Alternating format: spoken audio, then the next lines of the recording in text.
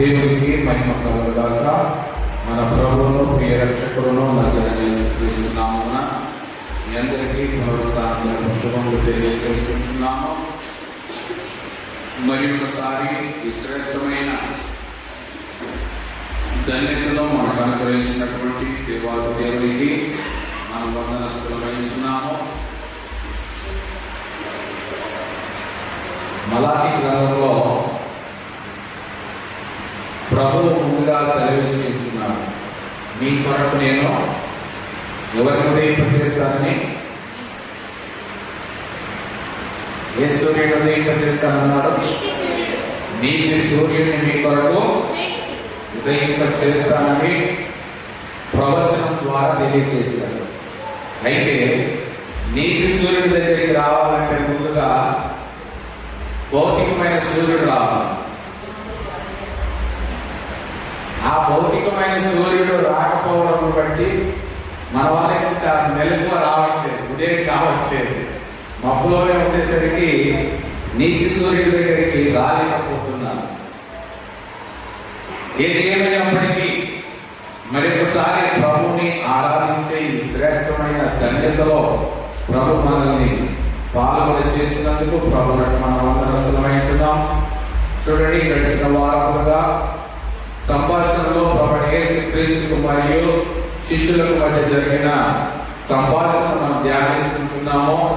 రాకడ గురించి, యుగ సమాప్తి గురించి వారి సూచనలు అడిగినప్పుడు ప్రభు వారికి చాలా విషయములు బోధించుతున్నాడు.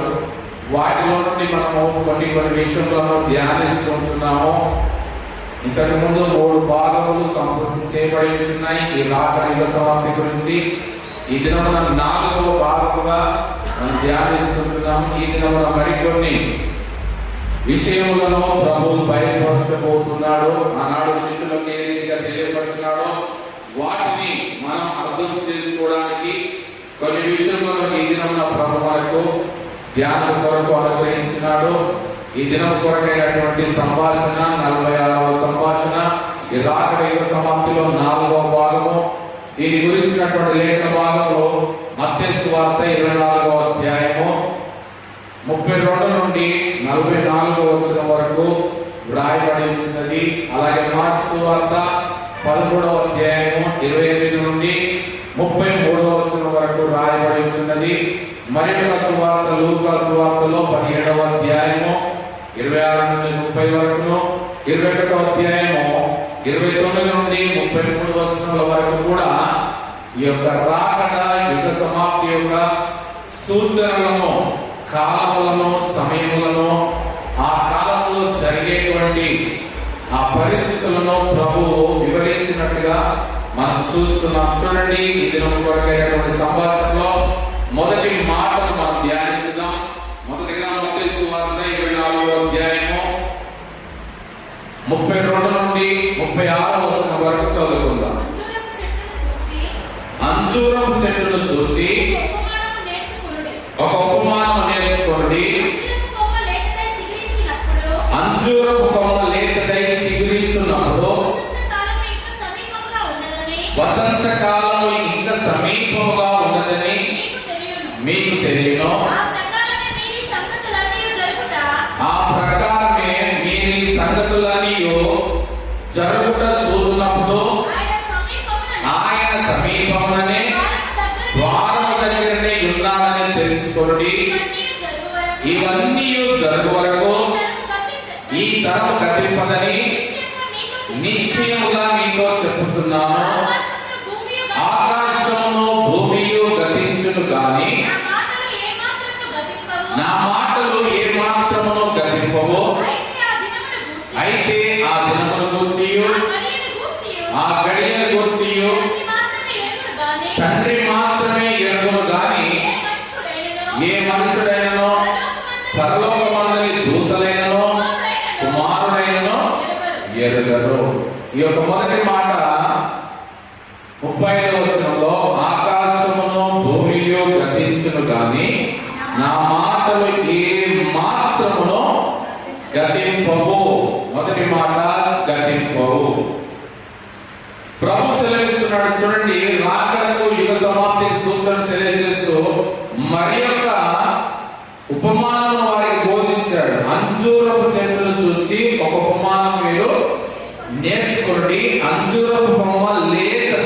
చిగురించినప్పుడు వసంత కాలము ఇంకా సమీపముగా ఉన్నదని మీకు తెలియను. అంజూరపు చెట్టు, అంజూరపు కొమ్మ చిగురించినప్పుడు ఏ కాలం సమీపంగా ఉన్నదంట? వసంత కాలం సమీపంగా ఉంది. మనకెప్పుడు వసంత కాలం?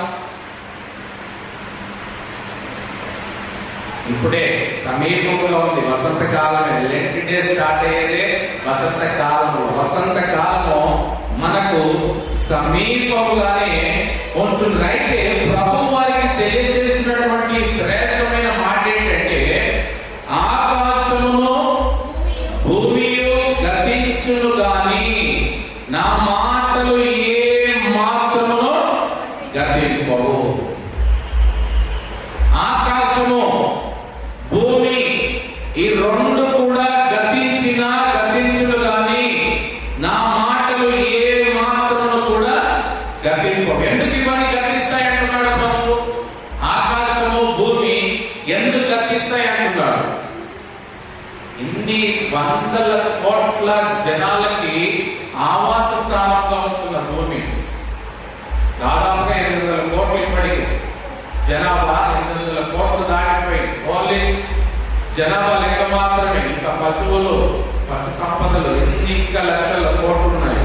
అంటే మరి ఇంతటి వాటికి కూడా ఆశ్రయమైనటువంటి ఆకాశము భూమి ఇవన్నీ కూడా గతించును కానీ నా మాటలు గతించమంటాడు. ఎందుకొరకంటే ఇవన్నీ కూడా గతిస్తాయి. ఆకాశము భూమి కూడా గతిస్తుంది. ఎందుకొరకు వాటిని ప్రభు పాతగిల చేస్తున్నాడు. ఎందుకొరకు వాటిని గతింప చేస్తున్నాడు? ఎందుకొరకు? మన కొరకు నూతన ఆకాశం, నూతన భూమిని నిర్మించిన కొరకు వీటిని పాతగిల చేస్తున్నాడు. ఉన్నదాన్ని నాశనం చేయడం ఎందుకు? లేని దాన్ని తయారు చేసుకోవడం ఎందుకు?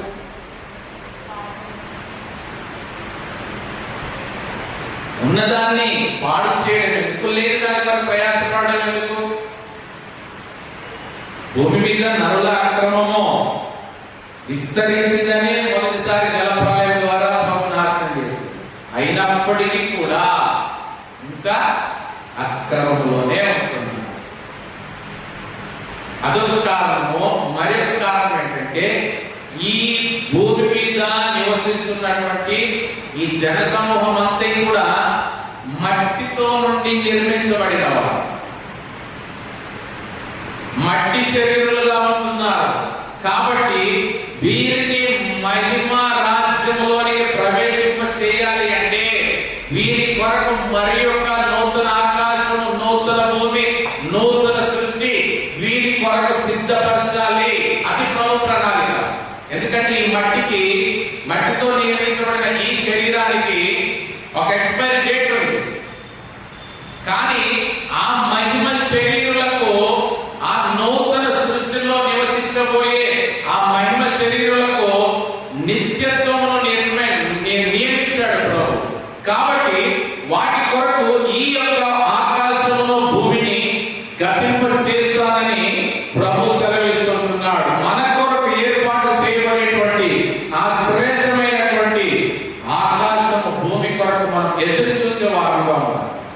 ఎంతసేపటికి ఈ భూమి మీద ఈ ఆకాశం కొరకు, దీని కొరకు కాదు. ఇది కొంతకాలం మాత్రమే, ఇది టెంపరీ మాత్రమే. మన కొరకు శాశ్వత లోకము నిర్మించబడవలసి ఉంది. మనం అందులోని ప్రవేశించబడవలసి ఉన్నది. కాబట్టి ఇక్కడ ఏమంటున్నాడంటే, ఆకాశమును భూమియు గతించును గాని నా మాటలు ఏ మాత్రమును గతింపవు. ఆకాశం బలమైనది, భూమి బలమైనది. మరి ఆయన నిర్మించినటువంటి బలమైనవే గతిస్తే ఆయన మాటలు గతించబట్టి ఆయన మాటలు ఇంకెంత బలమైనవి, ఆయన లేఖనములు ఇంకెంత శక్తి గలవి, ఆయన ఆత్మ ద్వారా రాయించబడినటువంటి పరిశుద్ధ గ్రంథము, పరిశుద్ధ వాక్కులు ఇంకా ఎంత ప్రభావం కలిగిన వాడుతున్నాయి. కీర్తనకారుడు అంటున్నారు, నీ సేవకుని సేవకునికి నీవిచ్చిన మాట చొప్పున, నీ సేవకుడునైన నాకు నీవిచ్చిన మాట చొప్పున. ఆయన మాటే శ్రేష్టం, ఆయన మాట విలువైనది, ఆయన మాట జీవం గలది, ఆయన మాట శక్తి గలది, ఆయన మాట ఆయనే జీవమై ఉన్నటువంటి మాట. ఆయన మాటకు ఉన్నటువంటి ప్రత్యేకత, ఆయన మాటలో ఉన్నటువంటి శక్తి ప్రభావములు మరి దేనికి కూడా లేదు.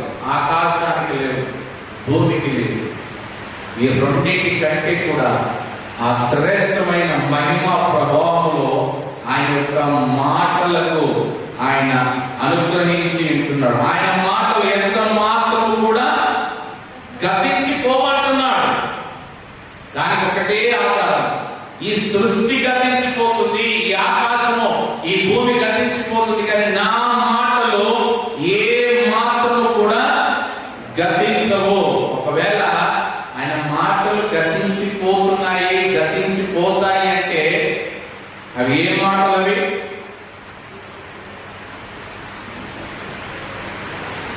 జీవము కలిగిన మాటలు కావు, శక్తి కలిగిన మాటలు ఎంత మాత్రం కావు. ఎందుకంటే ఆయన మాటలు హరికథలు కావు, ఆయన మాటలు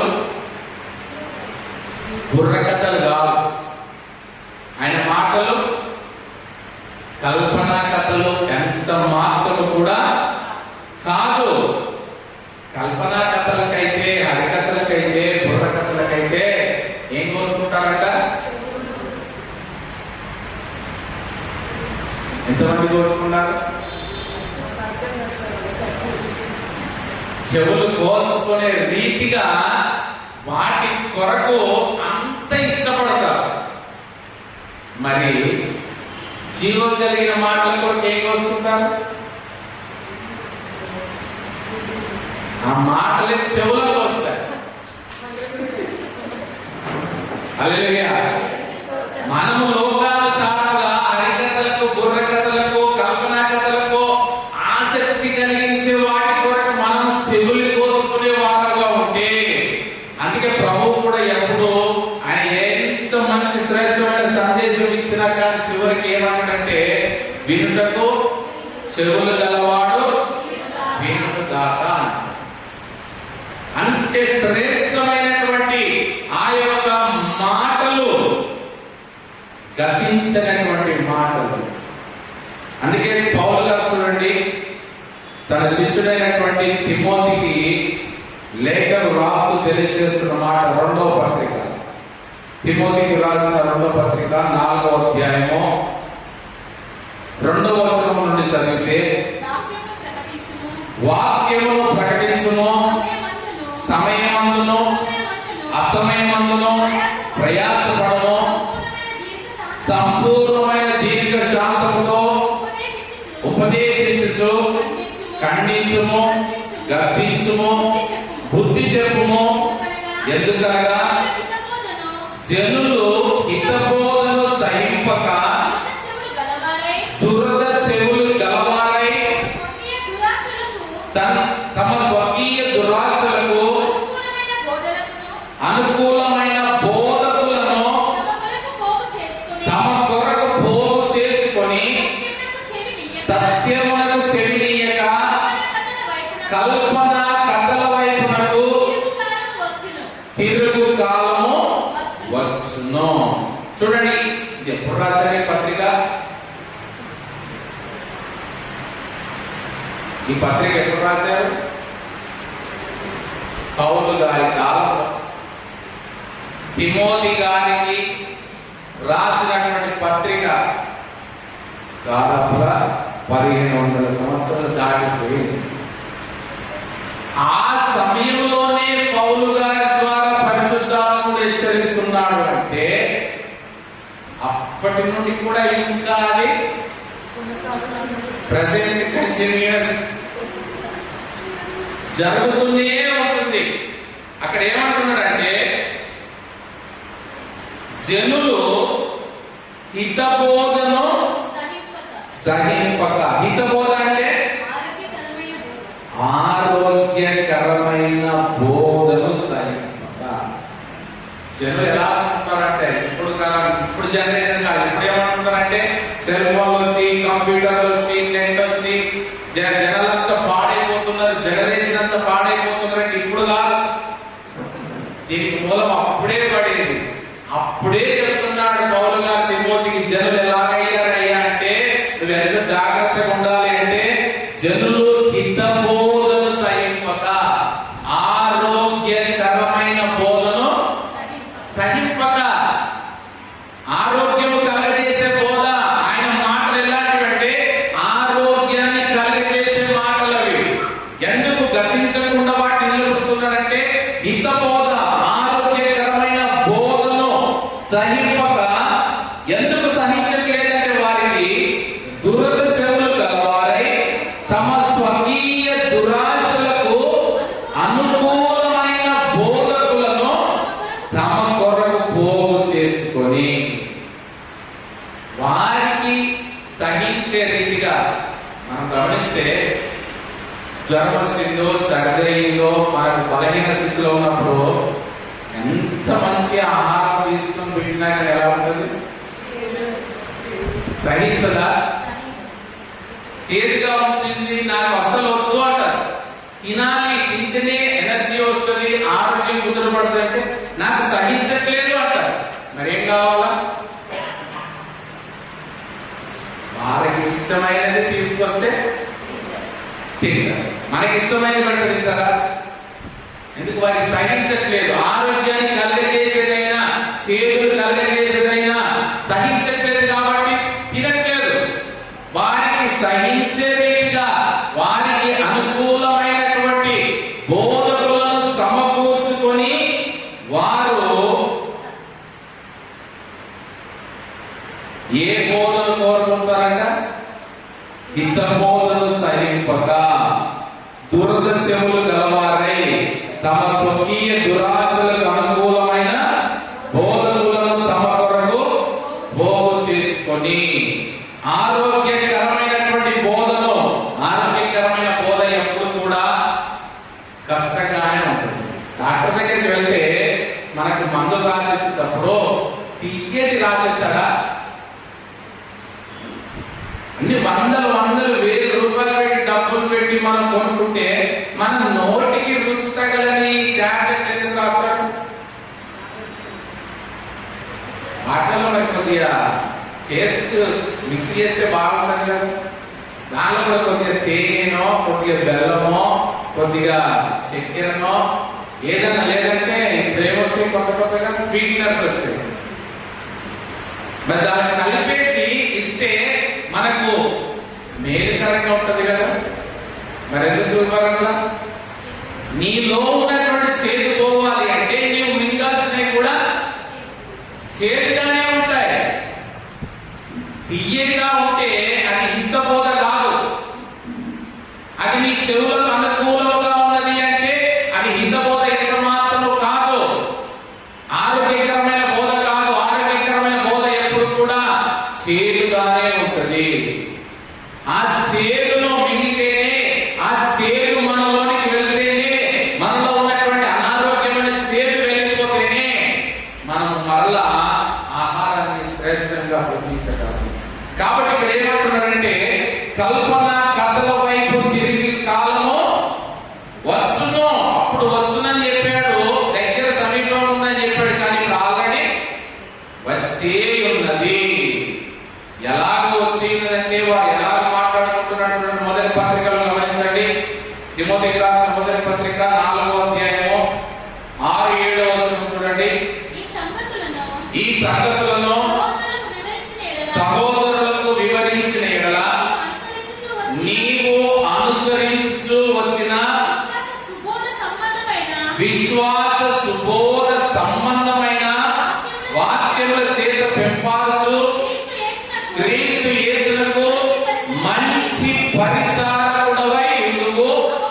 అపవిత్రములైన ముసలమ్మ ముచ్చటలను విసర్జించి దేవ భక్తి విషయంలో నీకు నీవే సాధకము చేసుకున్నావు. ఎవరితో సంబంధం లేదు.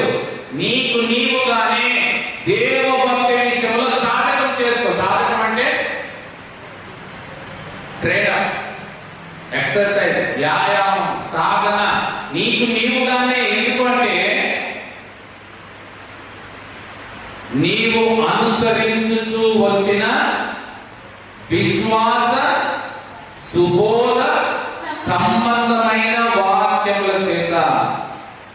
నిజంగా తిమోతి గారికి ఉన్నటువంటి బోధ ఏ బోధట? సుబోధ. సుబోధ అంటే మంచి బోధ. ఎక్కడ దొరికింది తిమోతి గారికి? తిమోతి గారికి ఎక్కడ దొరికింది సుబోధ, మంచి బోధ? ఎక్కడ దొరికింది? పౌలు గారి దగ్గర. పౌలు గారి దగ్గర ఉండడం బట్టి, పౌలు గారి ద్వారా కనబడిన వాడు కాబట్టి, పౌలు గారి యొక్క ఆత్మీయ కుమారుడిగా ఉన్నాడు కాబట్టి, పౌలు గారితో పరిచర్యలో పాలిభాగస్తుడుగా ఉన్నాడు కాబట్టి, పౌలు గారి యొక్క అనుభవాలన్నీ కళ్ళారా చూస్తూ నేర్చుకున్నాడు కాబట్టి పౌలు గారు అంటున్నారు, నా ద్వారా, నా పరిచర్యలో, నా శిష్యరికంలో నీవు ఏదైతే బోధను కలిగి ఉన్నావో, శ్రేష్టమైన బోధ, సుబోధ, మంచి బోధ నీవు ఏదైతే కలిగి ఉన్నావో, ఆ విశ్వాస సుబోధ సంబంధమైన వాక్యముల చేత పెంపారచు. ఒక మొక్క బ్రతకాలి అంటే నేలలో విత్తిన విత్తనము పెరిగి పెద్దగా మొక్క బ్రతకాలంటే దానికి ఏం పోయాలి? మనం ఏం పోయాలి? నీరు పోయాలి. ఏ నీరు పోయాలి? మంచి నీరు పోయాలి. అది నేర్పిస్తున్నాడు తిమోతికి. నువ్వు ఏదైతే విశ్వాస సుబోధ సంబంధమైన వాక్యముల చేత పెంపారచు, వీటితో పెంపొందించబడాలి. ఈ మంచి బోధ, ఈ మంచి విశ్వాసము, ఈ మంచి వాక్యముల చేతనే నీవు పోషించబడాలి.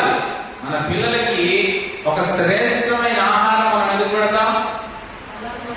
వారు బలంగా తయారు కావడానికి, శక్తివంతులుగా తయారు కావడానికి,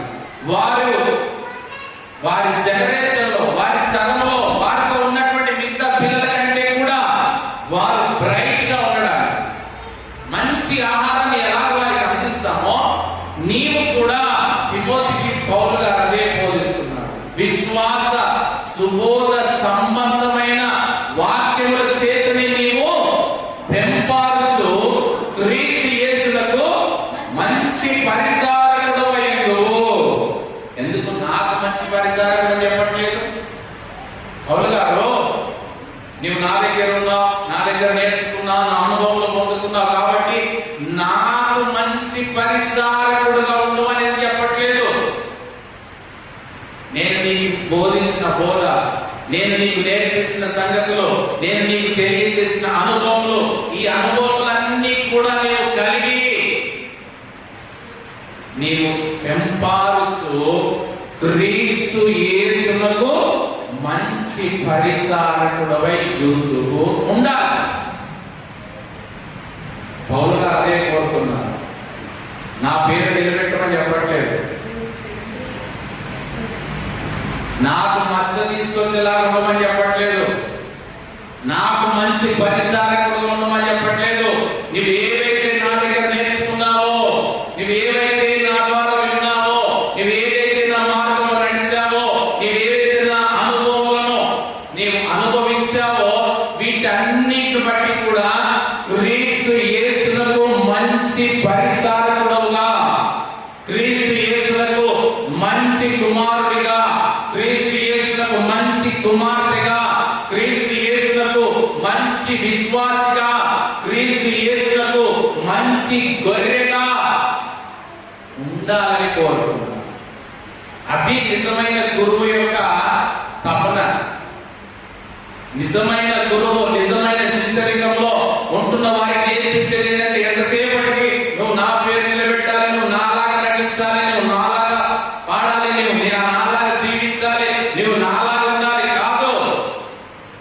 నేను మీకు నేర్పించేవన్నీ కూడా క్రీస్తు యేసునకు మహిమ కలుగు నింపాలా, పోషించబడాలి, ఎదగాలి, ఆయనకు మహిమ తేవాలి, నాకు కాదు. అది నిజమైన పౌలు గారి బోధ, అది నిజమైన మంచి బోధ. ఇంకేమంటున్నాడంటే అపవిత్రములైన 7వ వచనం చూడండి, అపవిత్రములైన ముసలమ్మ ముచ్చటలను విసర్జించి దేవభక్తి విషయంలో నీకు నీవే సాధకము చేసుకోను. ఒక మాట గమనించండి, ఎన్ని సాధ చదివే ఈ మాట మనం ముసలమ్మ ముచ్చట్లను ఎన్నిసార్లు పాట చాలా వింటారు. ముసలమ్మ ముచ్చట్లను కట్టి పెట్టి ఎక్కడ పెట్టాలి? ముసలమ్మ ముచ్చట్లను విసర్జించి అంటున్నాడు కదా. ఇక్కడ నాకు కావాల్సింది ఏంటంటే అసలు ముసలమ్మ ముచ్చట్లు అంటే ముసలమ్మ ముచ్చట్లు అంటే ఏంటి?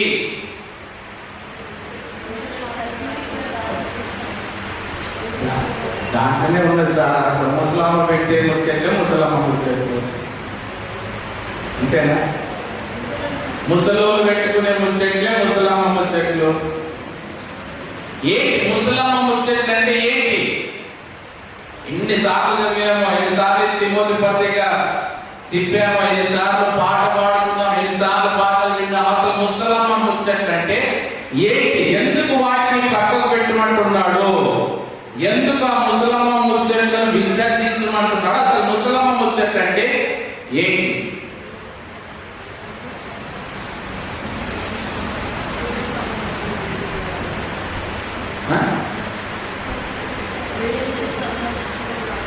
దేవునికి సంబంధించినవి కాదు. ఇంకా అవసరం లేదు. ఓకే, ముసలమ్మ ముచ్చట్లంటే ముసలోళ్ళకి చెప్పే ముచ్చట్లకి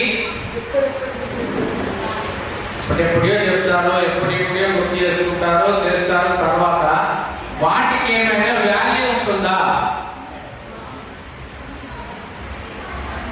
మన ఇంట్లో మన ముసలమ్మలే మనకు ఒక మాట చెప్పారు అనుకుంటే ఏమంటాం? ఏ ముసల్లారా నీకేం తెలుసుకో, మా జనరేషన్ ఏంటి, మా కాలం ఏంటి, నీ కాలం వచ్చేది ఇప్పుడు చెప్తే మాకేమి పనికొస్తాయి. అప్పుడే తిని మూలకు పడుడు. నీ ముసలమ్మ వచ్చేది నాకు చెప్పకు, నాకు పనికి రావు అంటే వాళ్ళంతా నీలాగా బాల్యమును యవ్వనమును దాటి వేసుకొని అనుభవం లేకుండానే ముసలోళ్ళు అయిపోయారా? కానీ వారి అనుభవం ఏమైపోయింది? ఎన్నిక లేనిది అయిపోయింది, గుర్తించది అయిపోయింది. అసలు అర్థం ఏంటంటే ముసలమ్మ ముచ్చట్లు విసర్జించమన్న దానికి సరి అయిన అర్థం ఆ పేరులోనే ఉన్నది మాట. ముసలమ్మ అంటే 60-70 సంవత్సరాలు దాటిన వాళ్ళు ముసలమ్మ అంటారు. ఎందుకంటే జీవితకాలం అయిపోయింది, లైఫ్ టైం అయిపోయింది. అసలు అర్థం ఏంటి చెప్తున్నాను వినండి. ప్రభువైన యేసుక్రీస్తు ఎన్ని సంవత్సరాలు బాప్తిసం తీసుకున్నాడు? 30 సంవత్సరాలు. పరిచర్య ఎప్పుడు ప్రారంభించాడు? 30 సంవత్సరాలు. ఎన్ని సంవత్సరాలు పరిచర్య చేశాడు? 3.5 సంవత్సరాలు. ఏ వయసులో చనిపోయాడు? యవ్వన కాలంలో. యవ్వనస్తుడైన యేసుక్రీస్తు బోధించిన 30 నుండి 33.5 సంవత్సరాల వరకు ప్రకటించబడిన సంగతులు కాకుండా మిగతావన్నీ కూడా ముసలమ్మ ముచ్చటలే.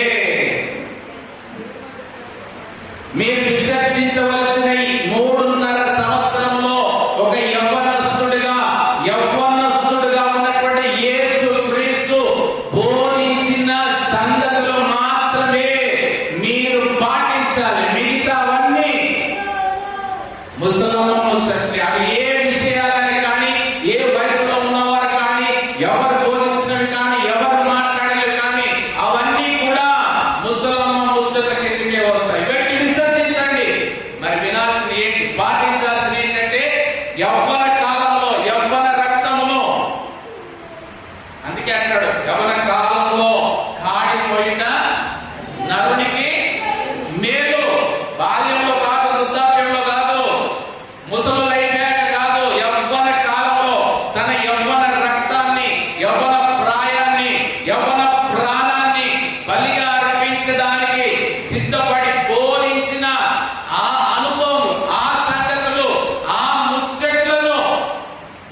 వినాలి.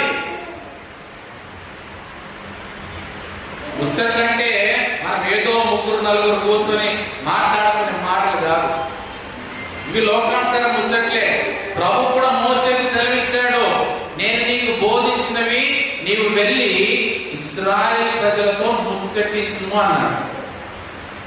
ప్రభువే స్పష్టంగా చెప్పాడు మోసేకు, నేను నీకు ఏ ఏ సంగతులు తెలియజేశానో ఇవన్నీ కూడా నీవు వెళ్ళి ఇశ్రాయేలు ప్రజలకు ఏం చేయాలా?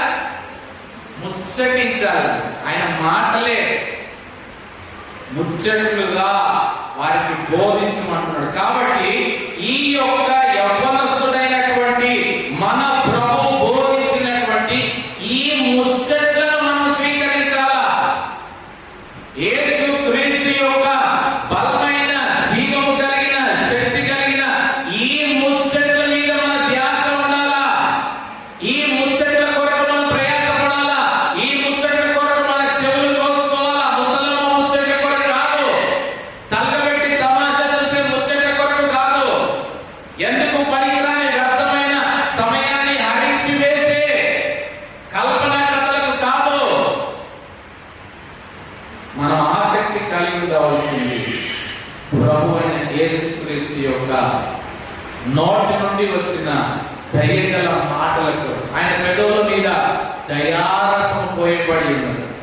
ఆ దయారసము పోయబడిన ఆ పెదవుల నుండి వచ్చినటువంటి ఆ దయగల మాటల మీద, ఆ ముచ్చట్ల మీద మనం ఆశ కలిగి ఉండాలి. మన చెవులను, మన మనసును, మన హృదయాన్ని ఆ ముచ్చట్ల కొరకు ప్రయాసపడాలి. అది కాకుండా మిగతా ఏవైనా కూడా 99 కానివ్వండి, ఈ ఒక్కటి కాకుండా 99 కూడా ముసలమ్మ ముచ్చట్లు. కానీ సిస్టమ్ అంతా రివర్స్ అయిపోయింది. ఇది ఒకటి అయిపోయింది, అది 99 అయిపోయింది. అందుకే అంటున్నాడు, ముసలమ్మ ముచ్చట్లను విసర్జించి దేవభక్తి విషయంలో నీకు నీవే సాధకం చేసుకోను. ఎందుకో నీకు నేను నేర్పించాల్సినవి నేర్పించాను. పౌలు గారు చూడండి, తిమోతికి ఒక సమయం వచ్చాక, ఒక స్థానానికి వచ్చాక, ఇంతవరకు నీవు నన్ను అనుసరించావు, ఇంతవరకు నీవు నా దగ్గర నేర్చుకున్నావు, ఇంతవరకు నేను నీకు బోధించాను, ఇంతవరకు నీకు కావలసినవన్నీ కూడా సమకూర్చాను. ఏ రీతిగా ప్రార్థించాలి, ఏ రీతిగా పరిచయం చేయాలి, సమయమందు అసమయమందు ఏ రీతిగా ప్రయాసపడాలి, ఏ రీతిగా విశ్వాస సుబోధ సంబంధమైన సంగతులన్నీ నేను నీకు తెలియజేశాను. సమయం వచ్చేసింది, ఇంకా నేను నీతో ఉందా? సమయము సమీపించి ఇక మీదట నీకు నీవుగానే సాధకము చేసుకోను అంటున్నాడు. ఎందుకో ఆయన సమయం సమీపించింది, ఆయన సమయం దగ్గర పడింది. కాబట్టి తిమోతిని హెచ్చరిస్తున్నాడు, ఇక మీదట నీవు నన్ను అనుసరించే వాడుగా కాదు, నీకు నీవుగా. నువ్వు ఇక పిల్లోడి కాదు, నిన్ను పెంచాను, పెద్ద చేశాను, నీకు అనుభవం ఇచ్చాను, నీ కాళ్ళ మీద నువ్వు నిలబడి ఏ రీతిగా పోరాటం చేయాలో, ఏ రీతిగా పరిచయం జరిగించాలో నేను నీకు నేర్పించాను. కాబట్టి ఇక మీదట వాటి ప్రకారముగా వ్యక్తిగతంగా నీకు నీవే సాధకం చేసుకొని ముందుకు కొనసాగాలని పౌలు గారు తిమోతికి తెలియజేసుకుంటున్నాడు. కాబట్టి ఇక్కడ గమనిస్తే దేవుని మాటలు ఎంత శక్తి కలవి. ఆయన విడిచి వెళ్ళినా కూడా ఆ సుబోధ ఆయనను ఎంతగా ఒక శ్రేష్టమైన మాదిరికరమైన పాత్రగా నిలబెట్టుకొని వాడబడి ఉంటున్నాడు తిమోతిగా. చూడండి, ఇక్కడ ప్రభు సెలవిస్తున్న మాట, ఆకాశము భూమియు గతించిపోయినా నా మాటలు ఏమి మాత్రమును గతింపమంటున్నాడు. చూడండి, మత్తయి సువార్త 5వ అధ్యాయము 18వ వచనంలో రాయబడిన మాట, ఆకాశమును భూమియు గతించిపోయిననే గాని ధర్మశాస్త్రమంతయు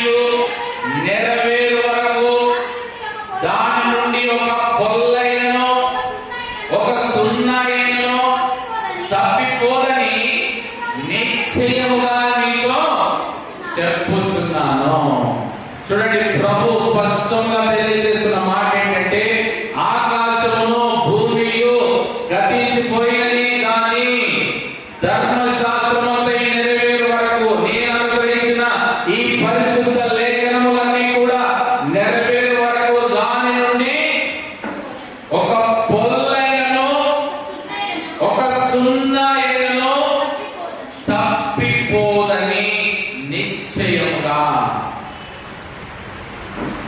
ఎంత కన్ఫర్మేషన్ ఇస్తున్నాడు చూడండి. నిశ్చయముగా ఒక సున్నా కానీ ఒక పొల్లే కానీ తప్పిపోదు.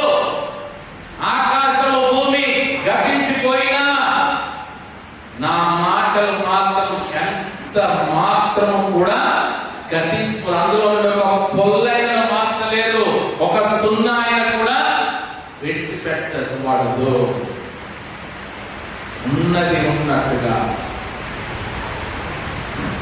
ఉన్నది ఉన్నట్టుగానే ప్రభు అంటానికి, దీనిలో నుండి వేరే దాన్ని కలపకూడదు, దీనిలో నుండి వేరేది కూడా తీసివేయకూడదు.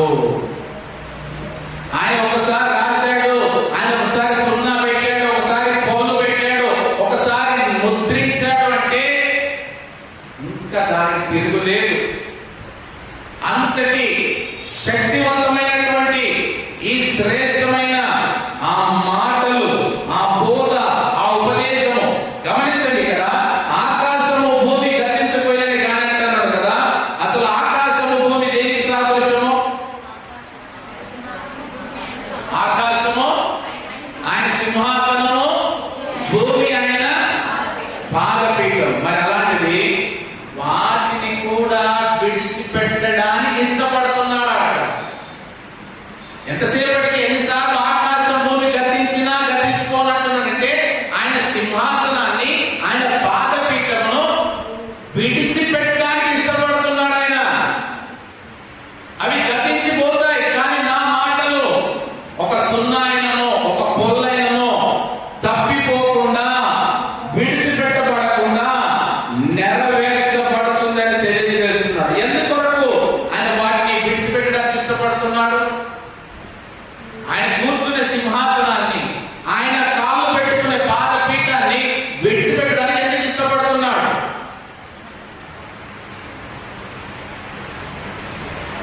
మనకు క్రొత్త వాటిని ఇవ్వడానికి. ముందుగానే చెప్పుకున్నాం, క్రొత్త భూమి క్రొత్త ఆకాశం ఇవ్వబడాలంటే పాతవి ఏం చేయబడాలా? విడిచిపెట్టబడాలా. అందుకని విడిచిపెడుతున్నాడు తన సింహాసనాన్ని, తన పాదపీఠాన్ని మన కొరకు, ఆయన కొరకు కాదు, మన కొరకు, మహిమ శరీరంలోగా మహిమ రాజ్యంలో నివసించిన కొరకు, మన కొరకు ఆయన సింహాసనాన్ని విడిచిపెడుతున్నాడు, పాదపీఠాన్ని విడిచిపెడుతున్నాడు, మనకు నూతనమైనవి ఇవ్వడానికి. ఆకాశము భూమి ఏ రీతిగా కలిగినాయి? ఆయన నోటి నుండి వచ్చిన మాట ద్వారా సృజింపబడినాయి. గమనించండి, మరి ఆయన నోటి మాటకి అంత శక్తి ఉంటే, ఆయన నోటి మాట ద్వారా సృజింపబడినటువంటి ఆకాశము భూమి లయమైపోతున్నాయి, కానీ ఆయన మాట మాత్రము గతించదు, నిత్యము నిలిచి ఉంటుందంటున్నాడు. చూడండి, యెషయా ప్రవక్త 40వ అధ్యాయం 8వ వచనంలో,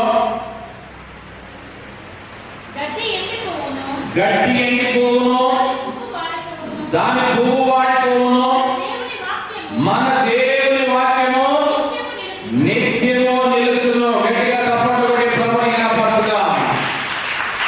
గడ్డి ఎండిపోవును, దాని పువ్వు రాలిపోవును, కానీ మన దేవుని వాక్యము నిత్యము నిలుచును. ఆయన మాట, ఆయన వాక్కు నిత్యము నిలిచి ఉండేది. భూమి నాశనం అవుతుంది, ఆకాశం నాశనం అవుతుంది, గడ్డి ఎండిపోతుంది, గడ్డి పువ్వులు వాడిపోతాయి, కానీ ఈ లిస్ట్ లో లేదు ఆయన మాట. ఆయన వాక్యము, ఆయన వచనములు అవి మాత్రము నిత్యము నిలిచి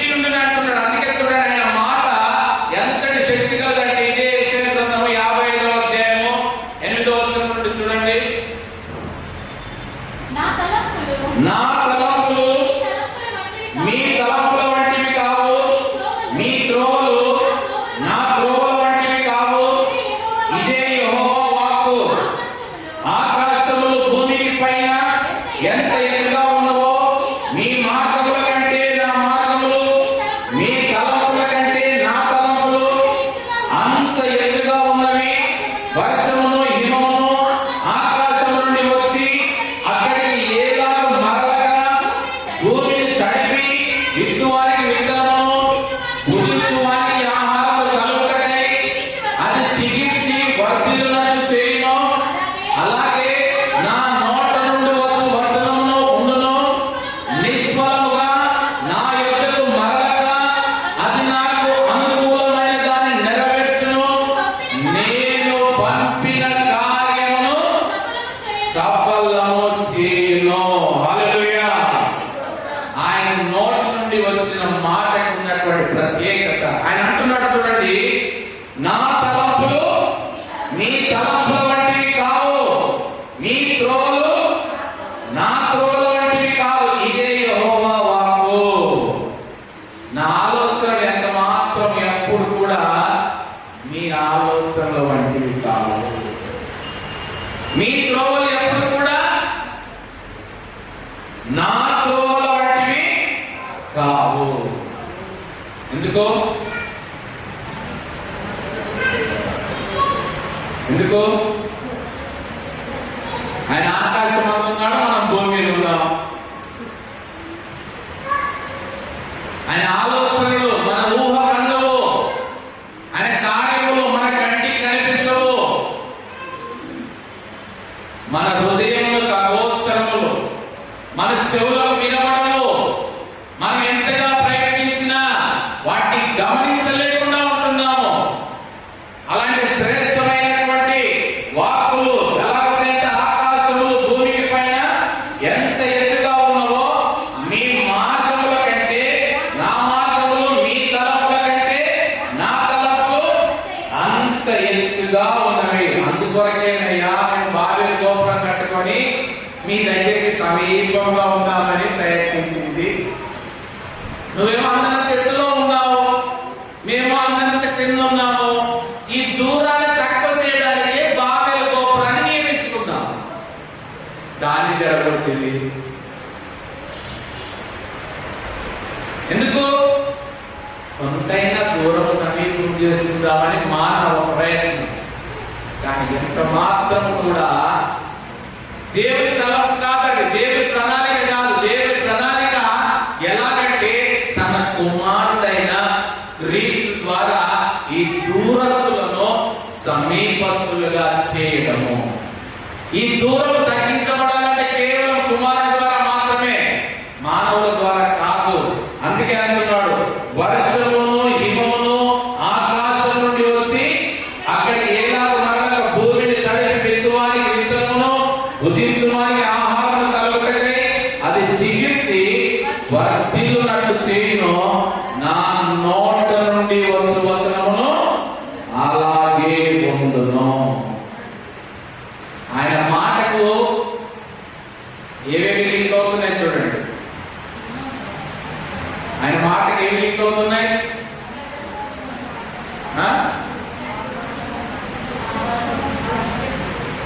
ఆకాశము భూమి రెండు లింక్ అవుతున్నాయి ఆయన మాటకి. ఆకాశం నుండి కురిపించబడిన వర్షము భూమిని తడిపి నేలలో ఉన్నటువంటి విత్తనాన్ని చిగిర్చి భుజించు వాడికి ఆహారం కలుగుటకై ఎలాగైతే వర్ధిల్ల చేస్తుందో నా నోట నుండి వచ్చిన మాట కూడా అలాగే ఉంటుంది. నా నోట నుండి వచ్చే మాటకి ఆది ఆకాశము భూమి అంతం. అవి మనకు అందరంత దూరంగా ఉన్నాయి, కానీ ఆయన మాటకు అవి ఎంత సమీపంగా ఉంటున్నాయి. ఆది అంతమై ఉన్నవాడు, ఆకాశమును భూమిని కలుపుతున్నవాడు, ఆయన మాటలో ఉన్నటువంటి ఆ శ్రేష్టమైనటువంటి ఆ సంబంధం క్రీస్తు. ఆకాశాన్ని భూమిని సమీపముగా తీసుకొచ్చిన వాడు ప్రభువైన క్రీస్తు. ఆయన అంటున్నాడు, నిష్ఫలముగా నా యొద్దకు మరలగా అది నాకు అనుకూలమైన దానిని నెరవేర్చును. నేను పంపిన కార్యమును సఫలం చేయును. ఎవరికి అనుకూలమైనది నెరవేర్చబడుతుందంట? ఎవరికి అనుకూలమైనది నెరవేర్చబడుతుందంట?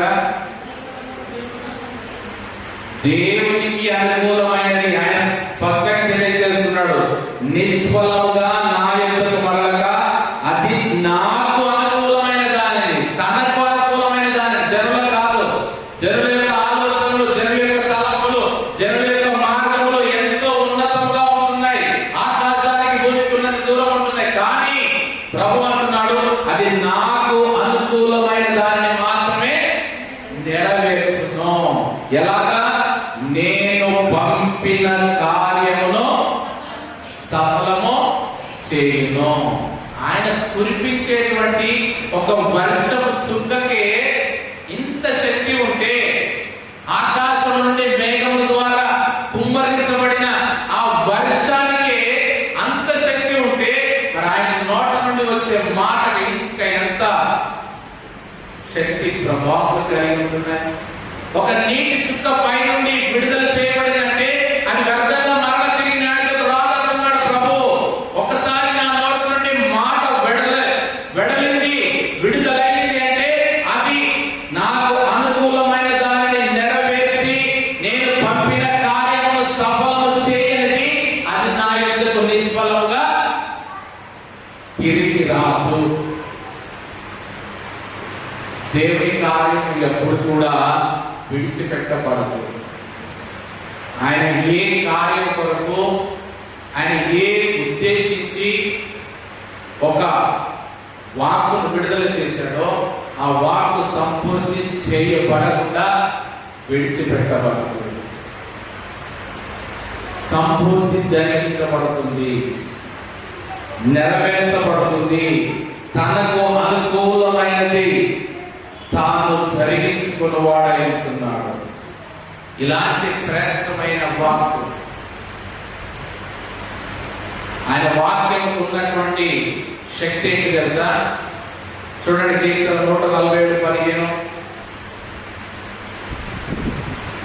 ఆయన మాటకు ఉన్నటువంటి భూమికి ఆజ్ఞయించువాడు ఆయనే, ఆయన వాక్యము బహు వేగముగా పరుగెత్తును. ఆయన వాక్యము బహు వేగముగా పరిగెత్తును. సృష్టి అంతటిలో వేగంగా పరిగెత్తేది చెప్పండి? కాంతి, లైట్, అది హైయెస్ట్. కానీ దానికంటే కూడా వేగంగా పరిగెత్తేది దేవుని వాక్యము. హల్లెలూయా. ఆకాశము భూమి గతించును గాని నా మాటలు ఎంత మాత్రమును గతింపవు. గతింపవులో 2 అక్షరాలు ఏంటి? మొదటివి గతి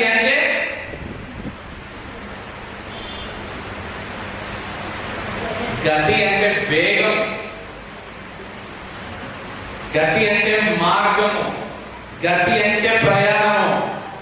మనం దాన్ని విడిచిపెట్టి ఏమంటే వాటి గతి అంతే, మనం ఈ గతికి వాడతాం. కానీ యాక్చువల్ అర్థం గతి అంటే వేగము, మార్గము, ప్రయాణము, నానా అర్థాలుగా ఉంటుంది. ఆయన వాక్యము వేగంగా పరిగెత్తేది. గమనించండి, ఆయన తన యొక్క శతాధిపతి యొక్క దాసుని కొరకు విజ్ఞాపన చేయడానికి వస్తే ప్రభు ఇక్కడ వాక్ రిలీజ్ చేస్తే ఏమయ్యాడు? అక్కడ ప్రధాని కుమారుడు స్వస్థపరచబడ్డాడు, శతాధిపతి దాసుడు స్వస్థపరచబడ్డాడు. కన్ఫర్మ్ చేసుకుంటున్నాడు. ఎప్పుడు బాగుపడ్డాడు కుమారుడు అంటే నిన్నటి మధ్యాహ్నం 1 గంటకి. అప్పుడు లెక్కేసుకుంటున్నాడు. నిన్న 1 గంటకి నేను ఎక్కడ ఉన్నా? ఏసై దగ్గర. ఏసై ఎప్పుడు రిలీజ్ చేశాడు? 1 గంట కంటే. ఈయన ఓడానికి 24 గంటలు పట్టింది. కానీ ప్రభువాకు వెంటనే వేగముగా పరిగెత్తేటువంటి ఆయన వాక్యము ఇంకా ఎంత శ్రేష్టమైనది చూడండి. అదే కీర్తన 19:20.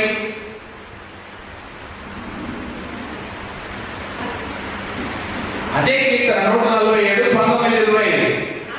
ఆయన తన వాక్యము యాకోబులకు తెలియజేసెను, తన కట్టడలను తన న్యాయములను ఇశ్రాయేలుకు తెలియజేసెను. ఏ జనములకు ఆయన ఇలా చేసి ఉండలేదు. ఆయన న్యాయ విధులు వారికి తెలియకలే ఉన్నవి. యెహోవాను స్తుతించుడి. ఏ జనములకునో ఆయన ఈలాగూ చేసి ఉండలేదు. ఆయన శ్రేష్టమైన వాక్కులు, ఆయన శ్రేష్టమైన వాక్యం వివరించాడు, యాకోబునకు ఇచ్చాడు. ఆయన తన వాక్యం యాకోబునకు తెలియజేసెను, తన కట్టడలను తన న్యాయములను ఇశ్రాయేలుకు తెలియజేసెను. ఏ జనములకునో ఆయన ఈలాగూ చేసాడు. మనం ఎంత ధన్యులం చూడండి. అబ్రహాముకు లేనటువంటి ధన్యత, ఇస్సాకు యాకోబులకు లేనటువంటి ధన్యత, ఇశ్రాయేలీగా మార్చబడినటువంటి జనాంగానికి ఇచ్చాడు. దేవుని మాటలు లేఖనములుగా. అప్పటి వరకు కూడా వారికి ఓరల్ గానే ఉంది, రిటర్న్ గా లేదు. వారికి నోటి మాట తీరుగానే ఉంది దేవుని వాక్కులన్నీ కూడా. ఎప్పుడైతే మోసే ద్వారా లిఖింప చేయబడ్డాయో ఇశ్రాయేలు ప్రజలకు ఇచ్చాడు. అందుకే ఏ జనములకు కూడా ఇలాగున చేయబడలేదు. మనము ధన్యులం. మనకు అనుగ్రహించబడినటువంటి ఆయన వాక్కులు ముద్రించబడి మనకు అనుగ్రహించబడి ఉన్నాయి. కాబట్టి మరి మనం ఏ రీతిగా ఉంటున్నాం? గతించినటువంటి ఆయన మాటలు ఒక అక్షరమైనను ఒక సున్నాయనను ఒక పొల్లైనను కూడా తప్పిపోయినటువంటి ఈ మాటలను, ఆ మాటలే శరీర రూపంగా శరీరధారిగా వచ్చిన యేసయ్యను కలిగి ఉన్నటువంటి మనము ధన్యులమా లేదంటే దీనులమా? మనం ధన్యులమా అన్యులమా? ఎవరమై ఉంటున్నాం మనం? ఏ ముచ్చట్లు కావాలి మనకు? నిలిచి ఉండే ముచ్చట్ల, లయమైపోయే ముచ్చట్ల? యవ్వనస్తుడైన ప్రభు యొక్క మాటలు గద్దించినటువంటి ఆ యొక్క శ్రేష్టమైన మాటలు కలిగిన మనము ధన్యులమైతున్నాం. హల్లెలూయా. చూడండి, రెండో మాటగా మత్తయి సువార్త 24వ అధ్యాయము 36వ వచనం నుండి 39 వరకు. అయితే ఆ దినమును గూర్చియు ఆ గడియను గూర్చియు తండ్రి మాత్రమే ఎరుగును గాని ఏ మనుష్యుడైనను పరలోకమందలి దూతలైనను కుమారుడైనను ఎరుగరు. నోవహు దినములు ఎలాగుండెనో మనుష్య కుమారుడి రాకడయు అలాగే ఉండును.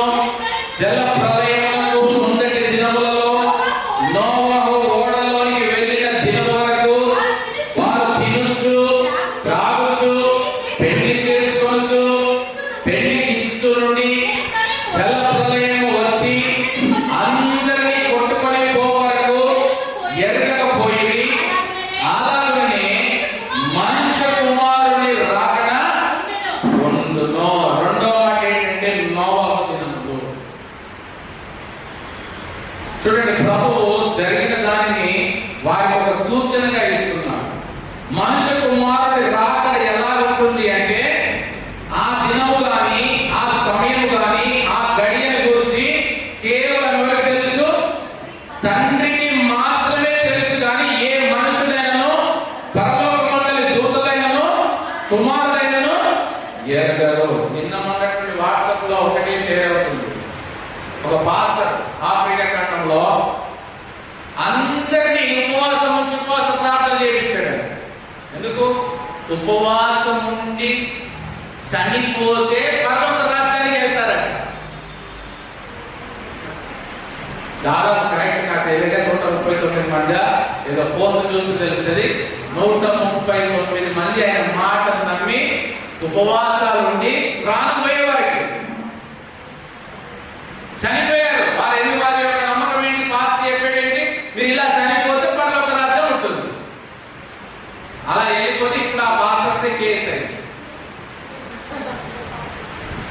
ఎలాగా సుబోధలు కాకుండా దుర్బోధలు అంటే ఇవే.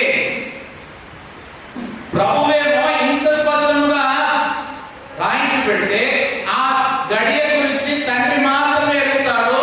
ఏ మనుషుడైనను దేవదూతలైనను కుమారుడైనను ఎరగరు అంటున్నాడు. ఇంకా ఏం సూచనిస్తున్నాడంటే నోవహు దినములు ఎలా ఉండెనో మనుష్య కుమారుని రాకడయు అలాగే ఉండును. ఏం జరిగిందంట నోవహు దినములలో? జల ప్రళయమునకు ముందటి దినములలో నోవహు ఓడలోనికి వెళ్ళిన దినము వరకు వారు తినుచు త్రాగుచు పెళ్లి చేసుకొనుచు పెళ్లికిచ్చుచు ఉండిరి. ఇదే లోకం, ఏ లోకం?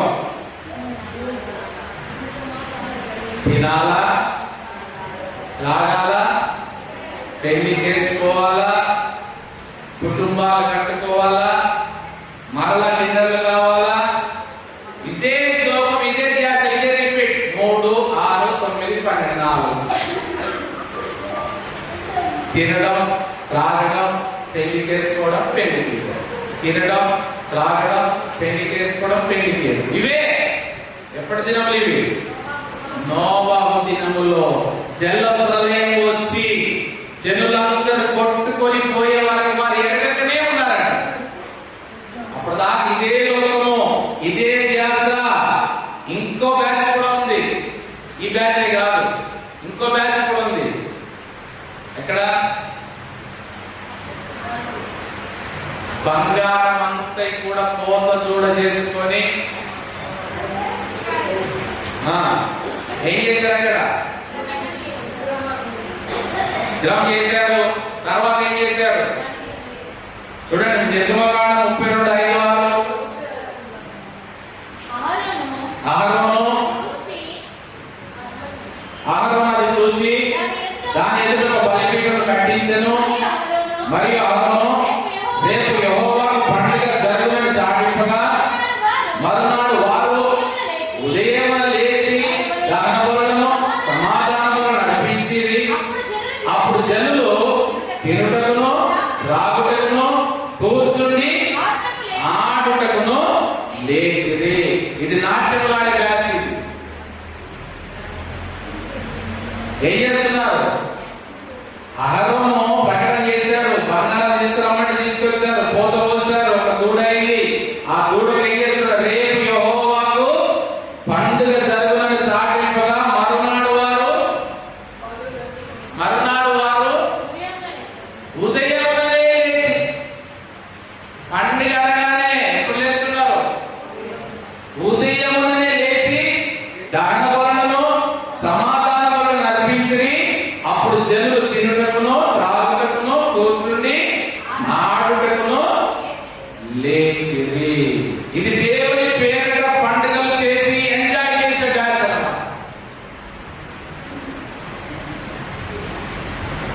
తినడం, త్రాగడము, డిన్నర్లు, డ్యాన్సులు, పెళ్లిలు ఇవన్నీ ఇప్పుడు కాదు. నోవహు దినముల నుండి, మోసే కాలం నుండి. మోసే ఏం చేస్తున్నాడు? అప్పుడు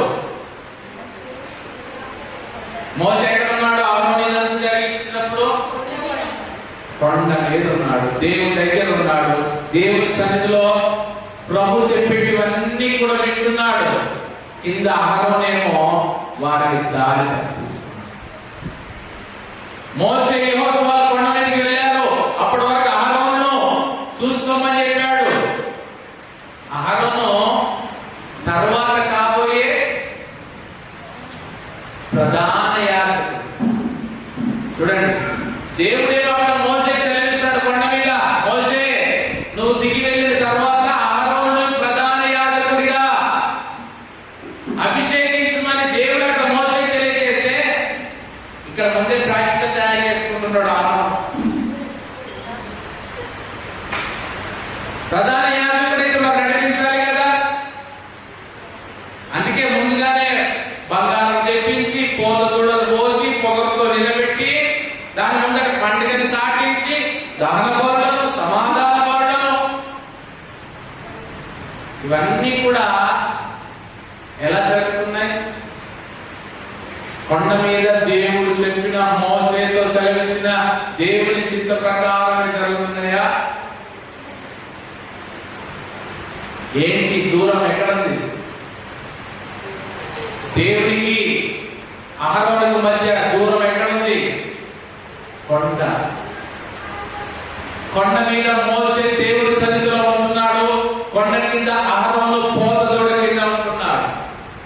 కొండ మీద దేవుడు మోసేతోని ప్రధాన యాజకత్వం ఇవ్వడానికి, ఆయన చిత్తాన్ని నెరవేర్చడానికి ఆయన ప్రకటిస్తుంటే ఈయన తన స్వంత చిత్తాన్ని నెరవేర్చుకుంటున్నాడు. ఇక్కడ ఎవరు చెప్పారు? నీకు మోసే సెలవిచ్చాడా? దేవుడు సెలవిచ్చాడా? పోతదూడ పోయమని చెప్పి, విగ్రహాన్ని నిలబెట్టమని చెప్పి, దహనబలులు అర్పించమని మరలా ప్రకటించేది ఎవరి పేరున? రేపు యెహోవా పండుగ. నీకెక్కడిది అధికారం? నువ్వు ఇక యాజకుడే కాలేదు, ప్రధాన యాజకుడే కాలేదు, నీకు అభిషేకమే కాలేదు. నీవే పండుగను ప్రకటించి, నీవే దూడ నిలబెట్టి, నువ్వే బలులు అర్పించి, ఈ శిష్యుడే మన సౌలు కాదు. అహరోనే చేయగలిగింది, నేను అర్పిస్తే ఏమొచ్చింది? అర్పించి ఏమయ్యావు? దేవుడు తెలియజేయకుండా, దేవుని చిత్తం కాకుండా, దేవుని ఆజ్ఞ లేకుండా నీ స్వంతానుసారంగా బలులు అర్పిస్తే దేవుడు అంగీకరిస్తున్నారా? ఇప్పుడు అహరోను చేసిన తప్పుందా?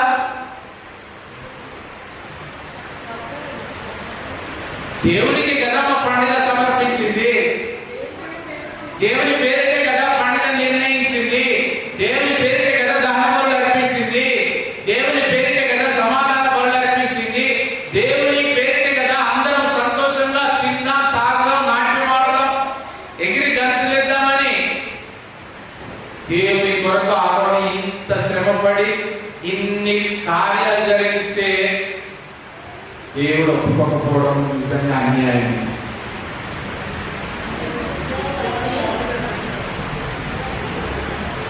జల ప్రళయానికి ముందర చూడండి, నోవహు దినముల్లో ఏమి జరిగిందో, నోవహు దినములు ఎలా ఉండేనో, మనుష్య కుమారుని రాకడయు అలాగే ఉండును. మీరు గమనించండి, రాకడ సువార్త మొట్టమొదటిసారిగా ఎప్పుడు ప్రకటించబడింది?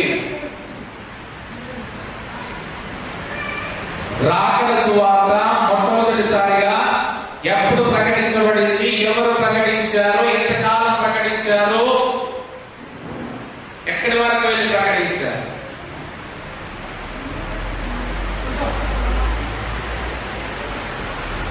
రాకడ సువార్త ఎప్పుడు ప్రకటించబడింది? మొదటగా నోవహు దినముల్లోనే.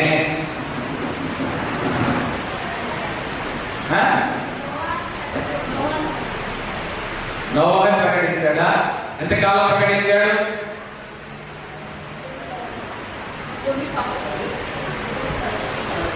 లెక్క.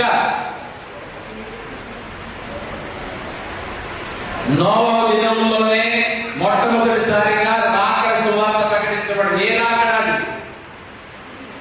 ఏ రాకడ సువార్త? లోకము అంతము కాబోతుంది, లోకము నాశనం కాబోతుంది, జాగ్రత్త కలిగి ఉండండి. ఇదిగో దేవుడు సెలవిచ్చాడు, జల ప్రళయం రాబోతుంది, జల ప్రళయం ద్వారా భూమి అంతా నాశనం చేయబడబోతుంది, భూమి మీద ఉన్నటువంటి జీవరాశులన్నీ కూడా నశింప చేయబడతాయి. జాగ్రత్త కలిగి ఉండండి, మెలకువ కలిగి ఉండండి, సిద్ధపడండి. ఎక్కడికి రండి? ఓడలోనికి రండి. ఓడలోనికి వచ్చి కాపాడబడండి. నాశనం కాకుండా, మీరు లయపరచబడకుండా ఉండాలంటే ఓడలోనికి రండి అని ఎంతకాలం ప్రకటించారు? సరే, ఇంకొక ఇస్తా. నోవహు ఓడను ఎన్ని సంవత్సరాలు సిద్ధపరిచాడు? అది తెలిస్తే ఇది తెలిసిపోతుంది. నోవహు తన కుటుంబము ఆ ఓడను ఎన్ని సంవత్సరాలలో తయారు చేశాడు?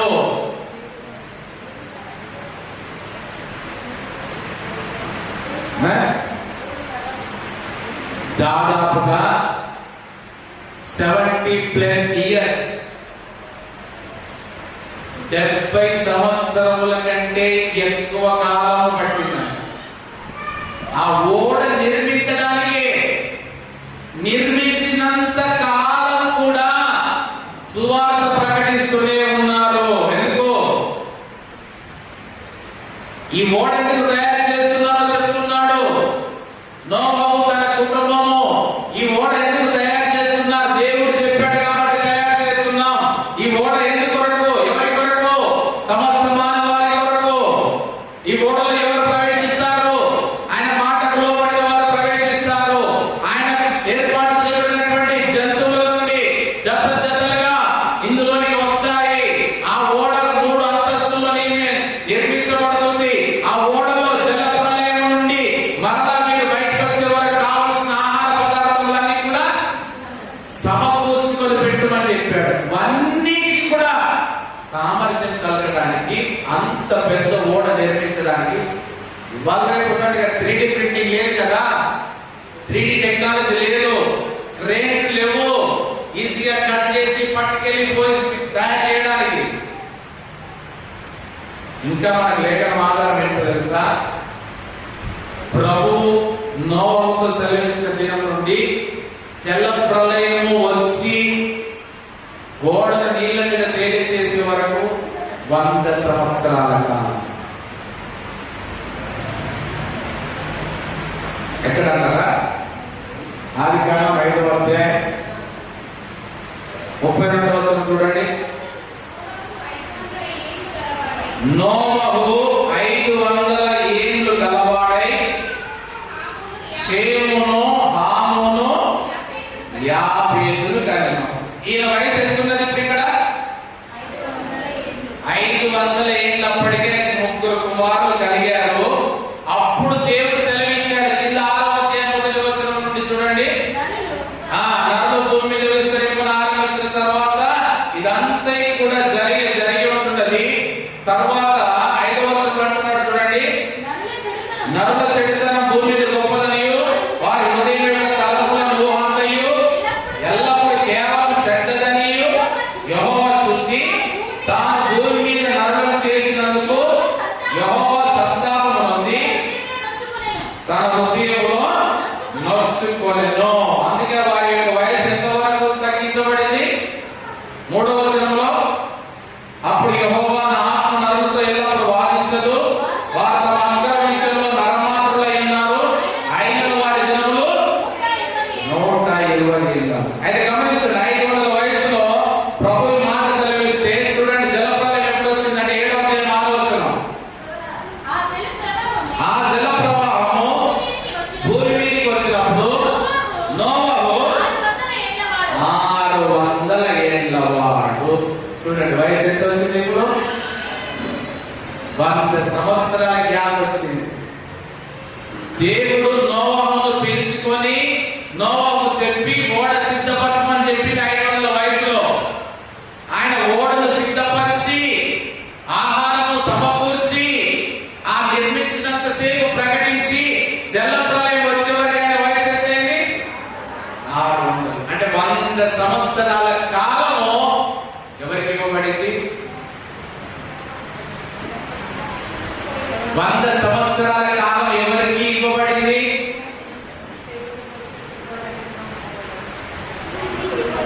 జనులకు ఇవ్వబడింది. జనులకు 100 సంవత్సరాల సువార్త ప్రకటింపబడింది. జల ప్రళయం రాబోతుంది, జనముల చేతులు మీరు రక్షిస్తారు, జనములు భూమిని నింపబోతున్నాయి, మీరందరూ రక్షిస్తారని 100 సంవత్సరాలు సువార్త ప్రకటించబడింది. ఎవరెవరు సువార్త ప్రకటించారు?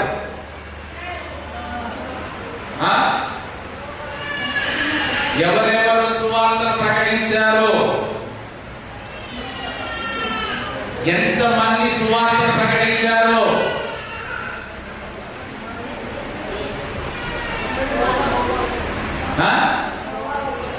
నోవహు ఒక్కడే.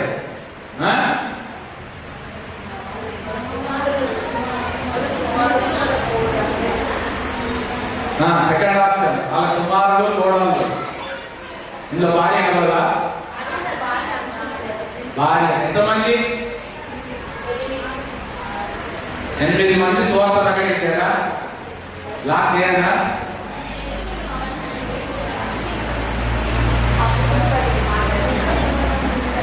ఎంతమంది సువార్త ప్రకటించారు? 8 మంది. లాక్ కాదు సార్. పేతురు రాసిన మొదటి పత్రిక 3వ అధ్యాయం 19-20. దేవుని దీర్ఘ శాంతము ఇంకా కనిపెట్టుచున్నప్పుడు పూర్వము నోవహు దినములలో ఓడ సిద్ధపరచబడుచుండగా అవిధేయులైన వారి యొద్దకు, అనగా చెరలో ఉన్న ఆత్మల యొద్దకు ఆయన ఆత్మరూపిగానే వెళ్ళి వారికి ప్రకటించెను. ఆ ఓడలో కొందరు, అనగా 8 మంది నీటి ద్వారా రక్షణ పొందిరి. ఇప్పుడు ఎంతమంది ప్రకటించింది? 9 మంది. Right answer. 8 మందితో పాటుగా ప్రభువైన యేసుక్రీస్తు కూడా ఆత్మరూపిగా వెళ్ళి చెరలో ఉన్నటువంటి ఆత్మల యొద్దకు కూడా వెళ్ళి సువార్త ప్రకటించాడు. నమ్మండి, ఇప్పటికైనా నమ్మండి. మీరు ఇంకా ముసుగులో ఉంటున్నారు, చెరలో ఉంటున్నారు. తినడము, త్రాగడము, పెళ్లి చేసుకోవడం, పెళ్లికి ఇవ్వడము, నాట్య మాటలు ఇంకా వీటిలో ఉంటున్నారు. నమ్మండి, రాకడ రాబోతుంది, అంతం రాబోతుంది. 100 సంవత్సరాలు నెత్తి నోరు కొట్టుకొని మరి ప్రకటిస్తే ప్రభువైన యేసుక్రీస్తు కూడా నోవహు కుటుంబాన్ని ఎంతవరకంట? అవిధేయులైన వారి యొద్దకు నోవహు దినములో ఓడ సిద్ధపరచబడుచుండగా, ఓడ సిద్ధపరచబడినంత కాలం కూడా సువార్త ప్రకటించబడు. ఈ ఓడ మీ కొరకే, ఈ ఓడ మిమ్మల్ని కాపాడడం కొరకే. ఈ ఓడలోనికి రండి, తప్పించుకోండి, మరణం నుండి విడుదల పొందండి, రక్షింపబడతారని చెప్తే వెర్రివాడన్నా, పిచ్చివాడన్నా. ఈ జల ప్రళయం మమ్మల్ని ఏం చేస్తుంది? ఈ ఓడ కాపాడుతుందా? ఈ ఓడలోనికి రాకపోతే మేము బ్రతకలేమా? ఈ ఓడలో ఉంటేనే మేము బ్రతుకుతామా? ఈ ఓడలో ఉన్న ఆహారమే మాకు సరిపోతుందా? ఎందుకు? ఓడలో తిని తాగేది లేవు కదా.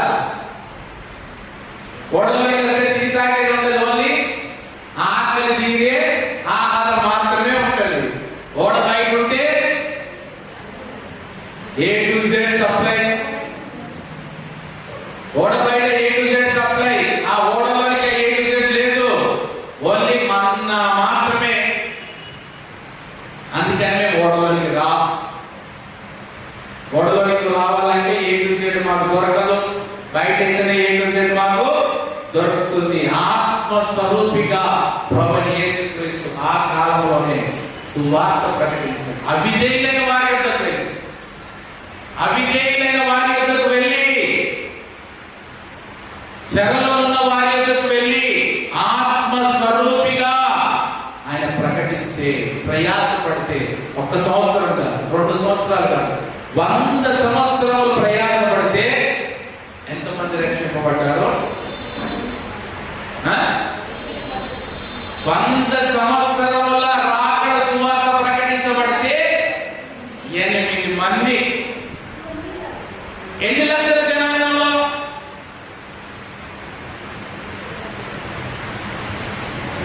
ఆ జనాభా లెక్కలు మన ఇప్పుడు జనాభా లెక్కలు అయితే చెప్తాం. కొన్ని లక్షల జనాంగాలు ఉన్నారు అప్పటికి. ఆ కొన్ని లక్షల జనాంగానికి 100 సంవత్సరాలు ప్రయాసపడి 9 మంది, 8 మంది శరీరకారులుగా, 9వ వాడు ఆత్మరూపిగా వెళ్ళి రాకడ సువార్తను ప్రకటిస్తే రక్షింపబడిన వారు కేవలము 8 మంది మాత్రమే. ఒక్కసారి రేంజ్లో చూడండి. నిష్పత్తి చూడండి. ఒకవైపు లక్షల జనాంగం ఉంది, ఒకవైపు ఎంతమంది ఉన్నారు? 8 మంది ఉన్నారు. లక్షల జనాంగానికి వీరికి మధ్య ఉన్న నిష్పత్తి గమనిస్తే, ఇన్ని లక్షల జనాంగంలో రక్షింపబడిన వారు 8 మంది అయితే, మరి ఇన్ని 800 కోట్ల మందిలో రక్షింపబడేవారు ఎంతమంది?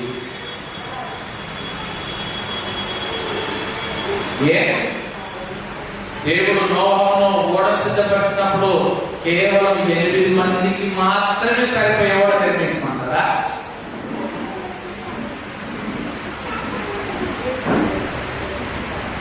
అన్ని లక్షల మందిలో నుండి కేవలం 8 మంది మాత్రమే రక్షింపబడితే, మరి ఇన్ని వందల కోట్ల మందిలో ఎంతమంది రక్షింపబడతారో, ఎంతమంది తప్పించబడతారో? ఆ కాలంలో రాకడ సువార్త ప్రకటించబడింది కేవలం 100 సంవత్సరాలు మాత్రమే. మరి ఇప్పుడు ప్రకటించబడుతున్న సువార్త ఎన్ని సంవత్సరాలు? 2000 సంవత్సరాలు దాటిపోతున్నాయి. మరి ఎంతమంది రక్షింపబడుతున్నారు? 100 సంవత్సరాల కాలంలో 8 మంది మాత్రమే రక్షింపబడితే, 2000 సంవత్సరాల కంటే ఎక్కువగా ఇప్పటికీ కూడా ప్రకటించబడదు. రెండవ రాకడ గురించి ప్రభువైన యేసుక్రీస్తు ద్వారా ప్రకటించబడుతూ ఉంటే, ఎంతమంది ఓడలోకి చేర్చబడేవారుగా ఉంటున్నారు? పొరపాటు ఎక్కడ జరిగింది? లక్షల మందికి ప్రకటింపబడిన సువార్తకు 8 మంది మాత్రమే రావడానికి మధ్య జరిగిన పొరపాటు ఏంటి? ఏ పొరపాటు వారిని దూరం చేసింది? ఓడను వారిని దూరం చేసిన పొరపాటు ఏంటి? చెవులు లేవా వారికి? వినలేదా వారు? ఆత్మస్వరూపిగా కూడా వెళ్ళి బోధించారు కదా, మరి ఏ లోపం ఏంటి? నిర్లక్ష్యం. చెవులు లేక కాదు, వినక కాదు, వినపడక కాదు, విన్నారు కానీ ఇంకా సమయం ఉందిలే, ఇంకా ఓడ తయారు చేయబడుతుందిలే, ఇంకా ఓడలో నింపబడుతుందిలే, వెళ్దాంలే, ఎప్పుడు వర్షం స్టార్ట్ అయినప్పుడు వెళ్దాంలే, ఎప్పుడు పాటలు పాడుతున్నప్పుడు వెళ్దాంలే, వెళ్దాంలే, ఎప్పుడు ఇల్లు మునిగిపోయి ఎవరు వచ్చినప్పుడు వెళ్దాంలే, వెళ్దాంలే, ఎప్పుడు ఆరాధన అయ్యేటప్పుడు వెళ్దాంలే, వెళ్దాంలే, ఎప్పుడు కొండలు మునిగిపోయి ఎవరు వచ్చినప్పుడు వెళ్దాంలే, ఎప్పుడు వాక్యం స్టార్ట్ అయ్యేటప్పుడు వెళ్దాంలే. నేను 4వ లాస్ట్, ఇంకా వెళ్దాంలే, ఎప్పుడు ఓడ నీళ్ళ మీద కొట్టుకొని పోయేటప్పుడు వెళ్దాంలే.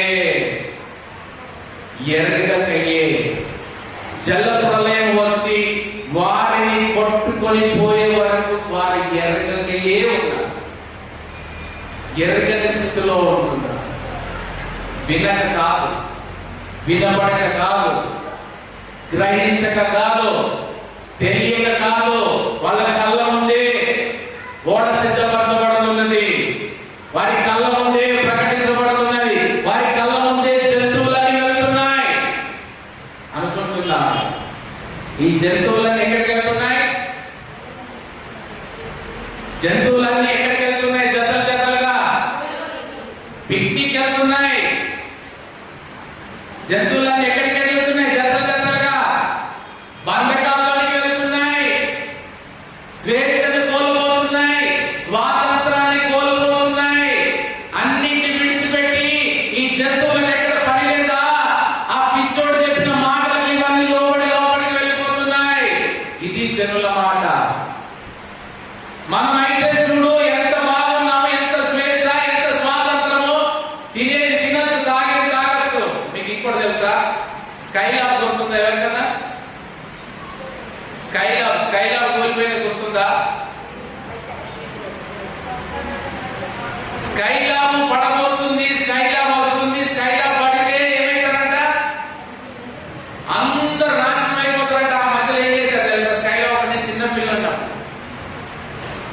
ఇండస్ట్రీలోనే దొరకబెట్టి మరి తొందర పెట్టి మరి మా మామూలు పెళ్లి చేశారు. స్కైలాబ్ టైంలోనే ఒక్కొక్కరు ఎక్కడెక్కడ ఉన్న చుట్టాలందరూ పిలుచుకుని ఒక దగ్గర కూర్చొని గోర్లు కోసుకోవడం డిన్నర్ చేసుకోవడం. ఎందుకు? స్కైలాబ్ పడితే మళ్ళా మనం చూసుకోము, మనం నిలబడము. స్కైలాబ్ పడుతున్న తర్వాత మళ్ళా ఒక్కొక్కరు టెన్షన్ గా ఎప్పుడు రేడియోలే ఉన్నాయి, రేడియోలు పెట్టుకుని వార్తలు ఎప్పుడు వినేవారు. ఎప్పుడు పడుతుందట, ఆయనకి ఎంత దూరం ఉందట, ఎక్కడ పడుతుందట. తర్వాత లాస్ట్కు హిందూ మహాసముద్రంలో కూలిపోయిందని వార్త చెప్పాక కత్తిపోయాడు. అప్పుడు ఇందిరాగాంధీ ఒక తెలుసుకున్నాడు కాదు, ఆమె చేసింది మొత్తం జనాల మీద పడకుండా సముద్రంలో పడేలాగా చేసింది. స్కైలో పడతారంటే మరి నీకు అంత భయమే. స్కైలో పడుతుందంటే నీ ప్రాణం పోతుందంటే తినడం, తాగడం, ఎంజాయ్ చేయడము, అందరిని పిలుచుకోవడం. మరి ప్రభు రాకడ వస్తుంది, అంతం కాబోతుంది అంటే ఏమైంది? చాలా ఎందుకు మొద్దుబారిపోయాయి. స్కైలాకేమో అంత యాక్టివ్ గా ఉన్నావు, మరి ప్రభు అని యేసుక్రీస్తు రాబోతున్నాడంటే ఎందుకంత పాస్ లో ఉంటున్నావు? నిశ్చలమైన స్థితిలో ఎందుకు ఉంటున్నావు? కదలలేని, చలనం లేని స్థితిలో ఎందుకు ఉంటున్నావు?